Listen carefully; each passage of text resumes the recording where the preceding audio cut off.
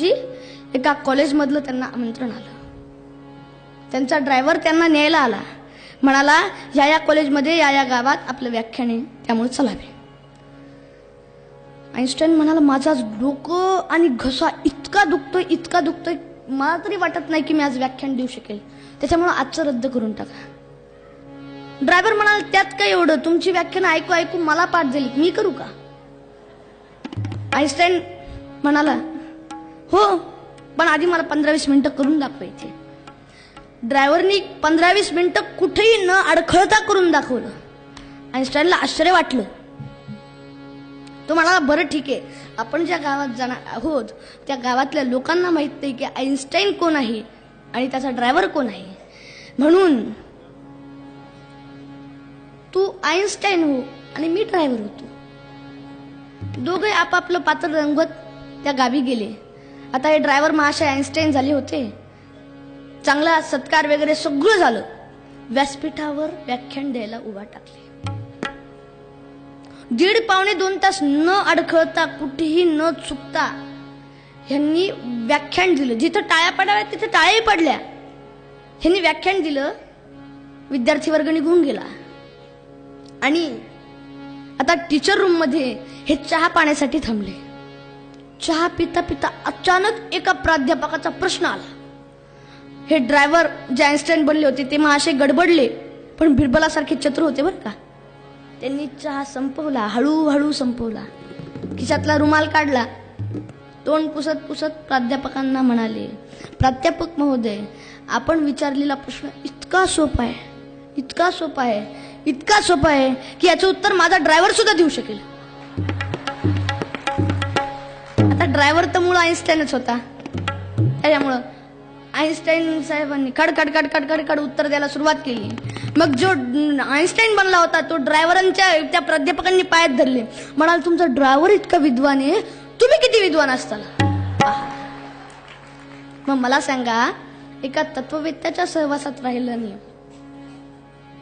माणूस इतका हुशार होऊ शकतो, इतका ज्ञानी होऊ शकतो, तर संतांच्या सहवासात राहिल्याने का नाही होऊ शकणार?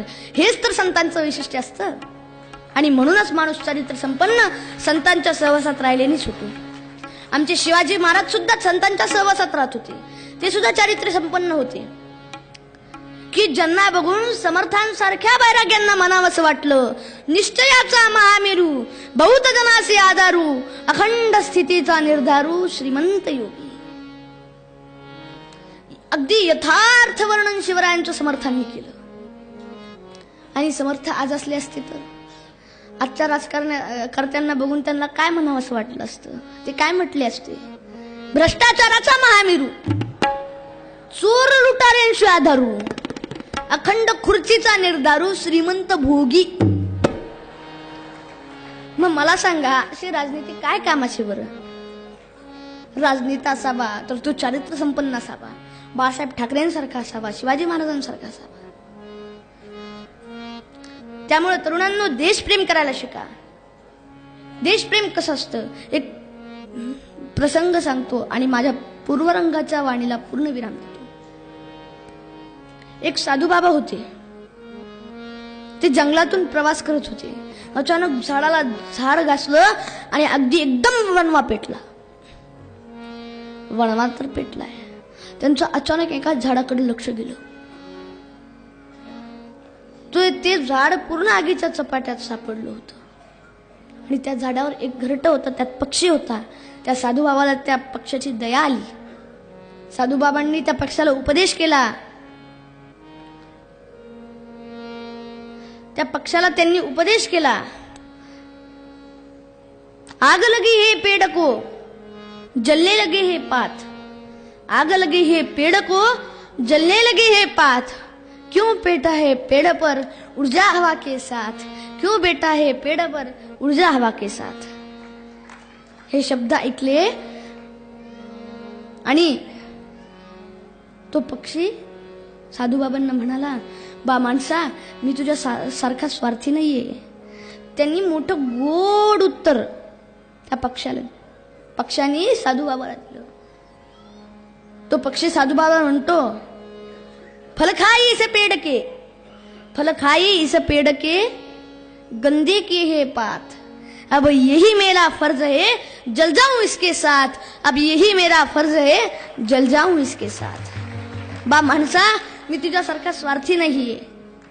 मी या झाडाची फळफळावळ खाल्ली आणि आता माझं हेच कर्तव्य राहील की मी या झाडासोबत जळून जावं.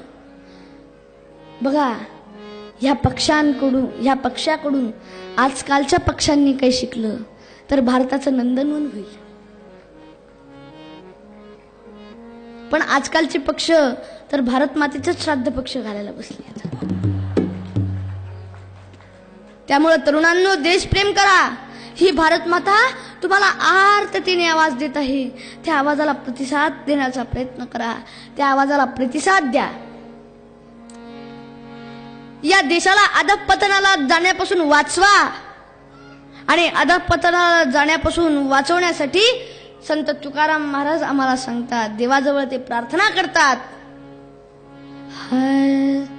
तुझा लाडका जो देश, तुझा लाडका जो देश, त्याचा झाला पुरा नाश, त्याचा झाला पुरा नाश. आता पोटभरी झोप, आता पोटभरी झोप, आता पुरे पुरे गोप, आता पुरे पुरे गोप, होती असह्य यातना,